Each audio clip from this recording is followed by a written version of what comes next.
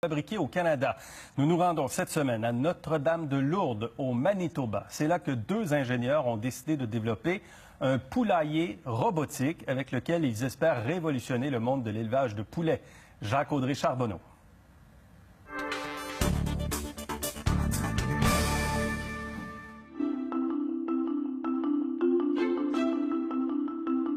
Loin de la ville, loin des bureaux de start-up technologiques, c'est sur cette ferme familiale du Manitoba qu'a été créé le tout premier poulailler robotique. Daniel Badiou a 25 ans et a grandi ici, mais c'est à Montréal, sur les bancs d'école, qu'il a rencontré sa copine, Catherine Agent-Laflamme. Tous les deux diplômés en génie mécanique, ils ont élaboré un système intelligent et robotisé permettant l'élevage de poulets en pâturage sans trop d'efforts.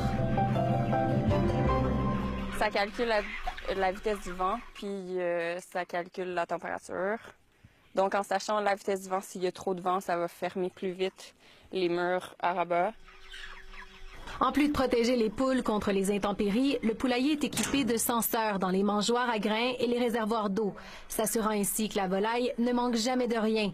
L'autonomie maximale est de 7 jours et le réglage peut se faire à distance puisque les données sont transmises directement à votre téléphone intelligent.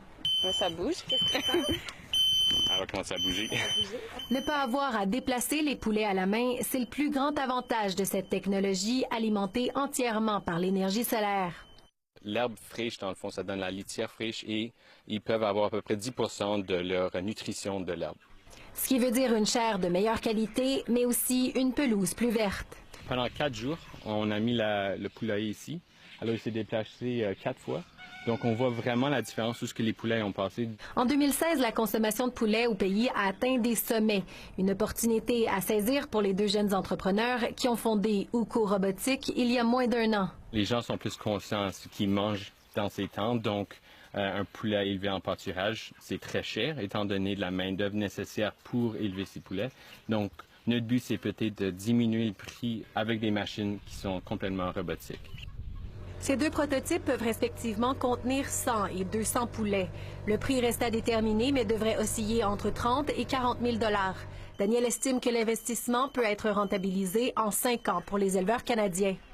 Mais si on regarde aux pays un peu plus chauds, par exemple au sud des États-Unis, l'Australie, la Nouvelle-Zélande, qu'on pourrait avoir un élevage toute l'année longue, là, c'est très rentable d'avoir une machine comme ça. Bien qu'aucune vente n'ait encore été conclue, une cinquantaine de clients ont manifesté leur intérêt pour ce produit canadien et ce ne sont pas uniquement des fermiers. Beaucoup des amis de mon entourage à Montréal qui veulent être en banlieue puis ils veulent élever leurs petits animaux. Celle-ci, c'est une version plus petite, donc pour les gens qui ne veulent pas avoir une grosse machine avec beaucoup de poulets. Donc, la capacité, c'est de 15 à 20 poulets. Puis éventuellement, celle-ci va avoir un attachement pour les poules pondeuses. Les deux milléniaux voient grand et souhaiteraient même éventuellement louer leur engin à des potagers communautaires. Et comme toute bonne start-up, c'est dans le sous-sol des parents de Daniel que la magie opère. This is where the magic happens. Ils sont passionnés de robotique et espèrent révolutionner l'industrie agroalimentaire du monde entier avec une technologie fabriquée au Canada.